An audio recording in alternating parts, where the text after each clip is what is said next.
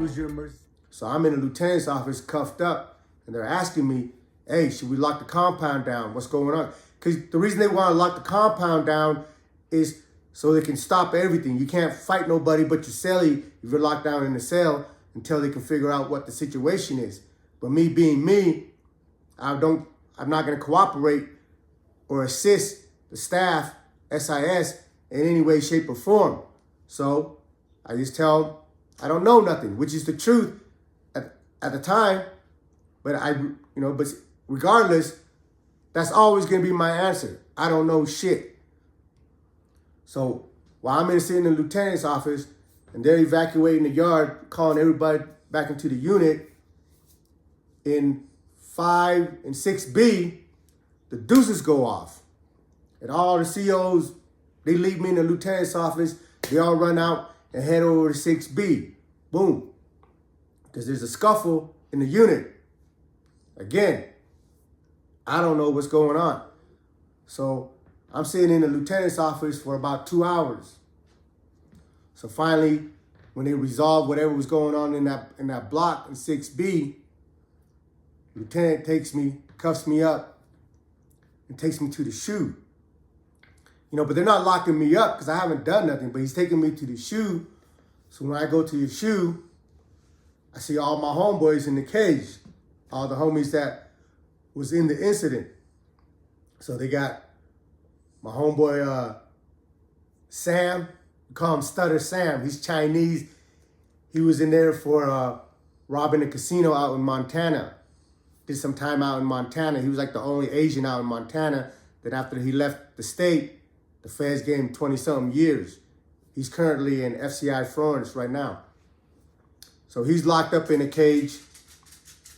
I see the homie Forge. He's Hawaiian.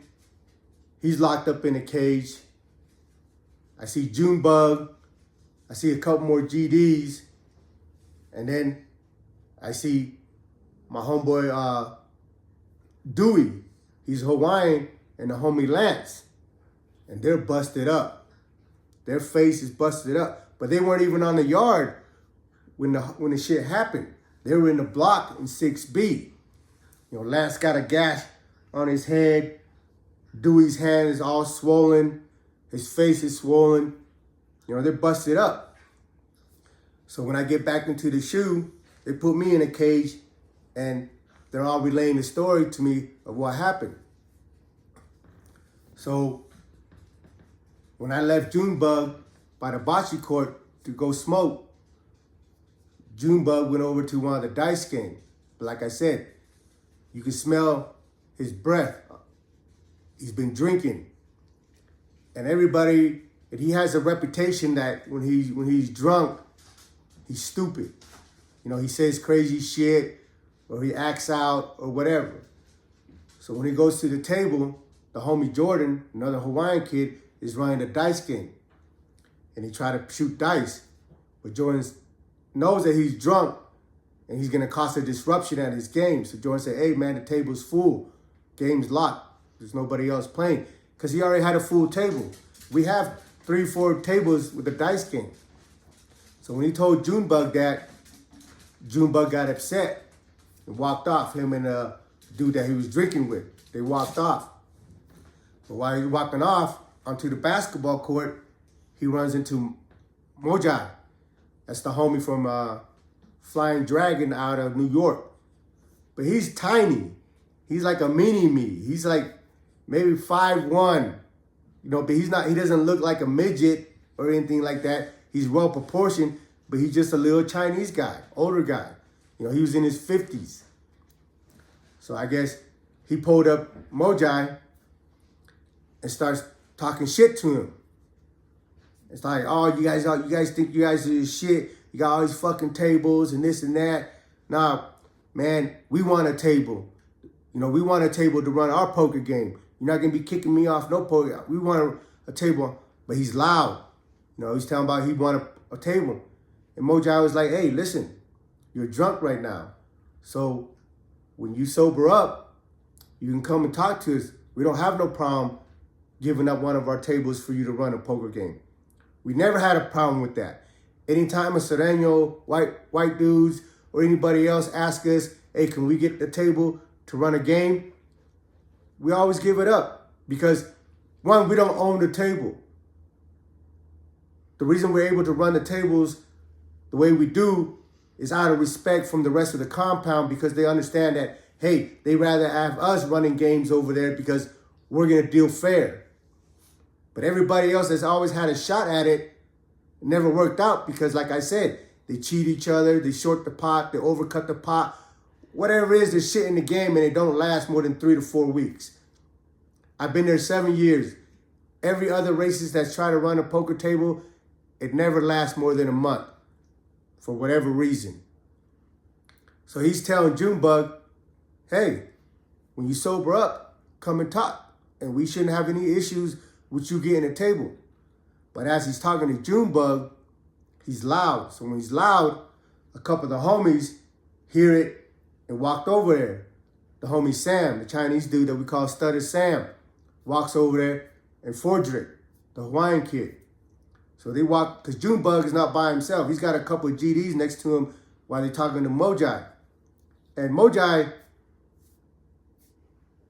is without a doubt the smallest person in the penitentiary. So here's a big-ass black dude talking to a little Asian dude, pointing the finger, talking loud or whatever. So the homie catch wind of it, so they walked over there. And while Junebug was talking shit to Mujai, Junebug tried to take a swipe at Mujai. So when he tried to swing, the homie Sam and Forge pieced him up. Bop, bop, bop. And knocked him in the dirt. So while he knocked him in the dirt, the GD dude that was there tried to help, but Forge pieced him up. Boom, and he ran. And when that's when Bryson was playing poker on the west side table, because it's just right behind Bryson, because it's the table, you got a little space of grass and dirt, then it's the basketball court, and they're on the basketball court. So Bryson's sitting right here. So when he sees the commotion, Bryson's big. He's like maybe 6'2", 300 plus, but he's quick as lightning. He's probably not, he's not fast if you're trying to sprint, if you're trying to race, but if you're up there in front of him, he's quick as lightning. And people can't believe that somebody in that size can move that quick. So Bryson gets up, boom. So that's when the gun tower shot their gun, and that's when I turned around and seen Bryson chasing people. Like I said, Bryson was chasing them from the table this side, and I'm coming back over here from the volleyball court. And everybody, like the people that Bryson was chasing, I like to think they were running away from me too, but they weren't running away from me. They were running away from the fucking silverback gorilla that was Bryson. They were running under the table. They were pressing themselves against the fence. Just doing everything they can to get the fuck away from Bryson. But why Bryson and us chasing these guys around, Mojai, little Chinese dude, I know he's never able to do this in his life. He's over there stomping on Junebug's head. Because Junebug's knocked out and Mojai's over there stomping on his head. Bop, bop, bop. So anyway, like I said, the gun tower shot the gun. They came and they escorted us. They took me off the compound. They started putting everybody back in their unit. Well, while they went back into the unit, my homeboy Dewey and Lance, they were watching TV. I tell all my homeboys when they come on the compound, when the deuces go off, get your ass up, survey the scene, and get your back to the wall. Because you don't know who it's between. And I emphasize this to everybody that comes in onto the compound. At the end of the day, it's your responsibility to protect yourself. So, Lance, he just got here a few months. He's a bigger, older Hawaiian dude. He got hands, he can fight. The Hawaiians he can bang. Dewey, he can bang too. So Dewey's like, hey, something's going on. I think it's got something to do with the homies. And I said, bro, don't worry about it, bro. Sit down, bro. So when Dewey sits back down, he told me he just felt something hit him on top of the head. Bop. It's like, whoa, what the fuck? Bop. There's like 20 black dudes rushing him with padlocks, locking him up. Bop, bop, bop, bop, bop, bop, hitting him. Now, not all the blacks got involved because this wasn't between us and the blacks. It was between us and the GDs. So other dudes that are from Texas or Crips or Bloods, they understand that. Like the homie Booby from Louisiana, you know, when he went in to the unit, he lived in the block with, you know, when we came out, I got mad that, like, Booby, you know, because I thought Booby was part of that shit because he's black, you know. He was like, nah, man, when I came in, I tried to tell Dewey and Lance, hey, that's your homeboy outside. That's all he can do is tell him, hey, that's your homeboy outside. And it was Dewey and Lance's responsibility to get their ass up off that table and put their back to the wall to wait to see what happens. So they're getting locked up. There's like 20 black dudes jumping them, you know, hitting them with the locks. But like I said, Dewey and Lance, they're some good-sized dudes, and they can fight. And they fought their way out of it. They fought their way out, and there's a little young blood. He's out of New York or out of the East Coast. He was there, and he fought when they were scuffling. There's you know, in the unit there used to be TV rooms, but now they're cardio rooms where they have the pull-up bars and the treadmills and shit. And then there's another room where they put all the computers in there for us to email our people back and forth. So he told me later, he's like, yeah, man, your homeboy was fighting all that shit, fighting. And when they got out of the scuffle, like he opened the door and pushed him in there and closed the door on him. You know, so, you know, kind of helped him out. But, so that's what happened with Dewey and Lance when they're telling me, and they're fucked up. Like Lance got a big ass scar on his head from the locks. Their faces all busted up. All their fists and wrists is all swollen from fighting 20 fucking dudes, you know, in the riot. So anyway, they lock us down. I get the story from my homeboys. They take me back to my unit and lock me in the unit. So you know, Bryson lives in my unit. I don't see Bryce. I guess what had happened when they were clearing out the yard, they put Bryson and the homies between two units. And when they came and shook everybody down, Bryson had a big ass rock in his pocket. So they locked his ass up for having a weapon. You know, he don't need no fucking rock. I mean, I asked him, like, what the hell did you even pick up a fucking rock for? Your hand is harder than the fucking rock. But anyway, so they locked up Bryson. So we're locked down. And while we're locked down, a few days later, the SIS comes to my door and tells me, hey, we need to pull you out to go, you know, anytime an incident happens between two gangs or two racial groups, they pull out a couple spokesmen for those individual group and allow them to mediate it amongst themselves. But for me, I don't consider myself anybody's shot caller. I don't consider myself anybody's representative. Like when one of the homies have an issue and they bring it to me, I'm gonna do what's asked. And that's about it. I don't make no calls. I don't dictate nobody how they do their time. But if there's a homies that got issues or problems, I'm not gonna walk away from it. If they ask me to mediate, I'm gonna mediate. So they come to my door, 3 of them, say, hey, we need to pull you out so you guys can have a conversation. I know the routine. I'm like, man, why are you at my door? I'm not nobody's fucking spokesman. Get the fuck away from my door. And like, man, Rick, we're over here.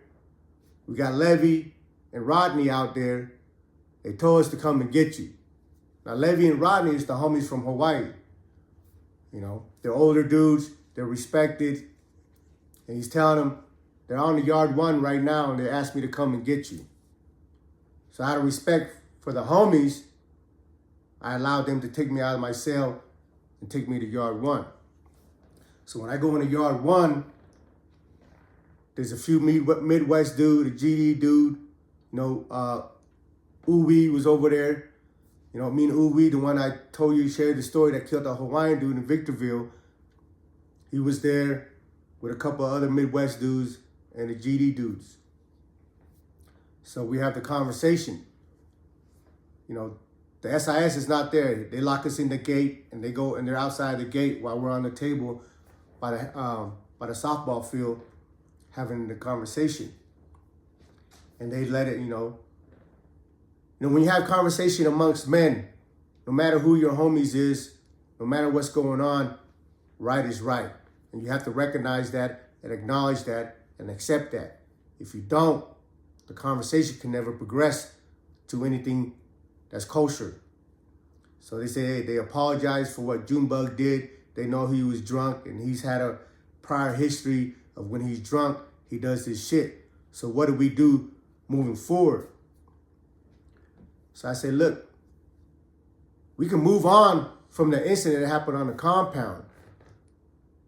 But what about the incident that happened in the unit where 20 of you motherfuckers jumped my homies in the block? Like, man, that ain't got nothing to do with us. We don't have nothing to do with that. I said, well, who was all involved in that incident? So, well, man, you have to go. They gave me this dude named BC. He's a Crip, but he's a rat. When I first met this bitch motherfucker, he tried to tell me he went to a camp on a gun charge. You cannot go to a camp on a gun charge. I know this for a fact because when I turned 18, I got caught with a sawed-off shotgun, and I tried to go to a camp. And my lawyer told me gun charges can't go to a camp. So the only way you can go to a camp on a gun charge if your ass is a rat. Now, he was in Atwater when I first went to Atwater, but he had left a couple months later and went home. But at this time, 2015, either he caught a new case or violated his probation, he came back on the compound. But at this time, I got the homie Pancho from Vegas. He's a Crip from Vegas. We grew up together in Lompoc, but he's grown up and became, rose up in the Crip organization. So when he came on the yard, he had the yard for the homies, for the Crip homies. And when that fool came on the compound, he told that dude BC or Hog, Boss Hog, or whatever the fuck kind, these busters, everywhere they go, they have different names. He told the fool, hey, we check paperwork over here. And the Crips give their people between 30 and 60 days to get your paperwork. If your paperwork don't come, they're gonna bust your head because everybody know it's not hard to get your paperwork. If you want your paperwork, get sent in. Oh, they say we can't have our PSI or pre-sentence report. Yeah, we can't have it because the COs are trying to protect these individuals from having it because they know they're fucked up. But if you want to get it, there's ways to get it. I get mine every time I hit a new compound. I get mine sent in, no problem. So if I can do it, you can do it. So he tells this fool BC, hey, you got to have your paperwork sent in. But BC can't send in his paperwork. I don't know his case, but by him telling me from our prior conversation a few years back that he went to a camp because he had a gun, I know you foul because you can't go to a camp if you got a pistol. So at this particular time, Pancho told him, hey, if I don't have the paperwork within the next week, you know what it is. So when that shit happened on the compound, this bitch motherfucker used that incident as a vehicle to get himself locked up in the shoe. So when he went back into the unit, he's a little older, maybe my age, couple years younger, but he hyped up a couple other Crip dudes that, hey, it's the blacks against the Asian, it's the black against the Islanders. And, everybody has rapport and friends. So these other black dudes around them is not going to let them go up against another race by themselves. So he hyped them all up to jump the homie in the block. But I got a chance to say, hey, listen, because it wasn't just the GDs involved in that. There was Bloods, Crips, and other blacks. So I told SIS to go pull some of the representatives from the Crips and the Blood car and the Muslim car out, all the blacks. So we're not just gonna have a conversation with us in the GD and then these other blacks knowing that their people got involved and jumping the homie in CB, walking around with tension or uncertainty. So we call them, so they pull them all out, and we all sat down and had a conversation and an understanding. Right, listen, when we leave this table and we say everything is squashed, everything's got to be squashed. There's no, back talk. There's no scheming. There's no plotting. And we all shook hands. We agreed. We all went back to our unit. I emphasize, again, if you're in the penitentiary, if you got people going to the penitentiary, when the deuces go off, get your ass off that seat, stand up and survey the scene. Put yourself in a defensive position with your back to the wall. So if people are coming at you, they're only coming at you where you can see them and not on your side and not behind your back. Somebody comment like I shouldn't be telling this story, that I should be doing something positive. Well, I feel I am doing something positive. One, I'm giving you guys the info of what really goes on behind that wall. And two, I know that even though you're not in the penitentiary or you're not living that lifestyle, you have other people that are putting their lifestyle at risk. And my message is, this is what's going on out there, in there, behind that wall. If you can't deal with this, if you don't want to deal with this, or you don't want this life, maybe rethink what you're doing. Because once you go behind that wall, homie, don't matter if you got a couple years or a couple decades, there's no guarantee that you're coming home. Welcome to the USP.